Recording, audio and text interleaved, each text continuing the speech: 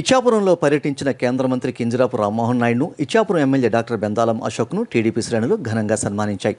Ichchapuram municipal కార్యాలయంలో అధికారులతో నిర్వహించిన సమీక్ష అనంతరం కేంద్ర మంత్రి రామ్మోహన్ నాయుడును, ఎమ్మెల్యే డాక్టర్ బెందాలం అశోక్ను ఇచ్చాపురం టీడీపీ పట్టణ అధ్యక్షుడు కాళ్ళ ధర్మారావు వెంకటలక్ష్మి దంపతులు, వారి కుమారుడు, తెలుగుదేశం పార్టీ నియోజకవర్గ తెలుగు యువత అధ్యక్షుడు కాళ్ళ జయదేవ్ యాదవ్ ఘనంగా సన్మానించారు.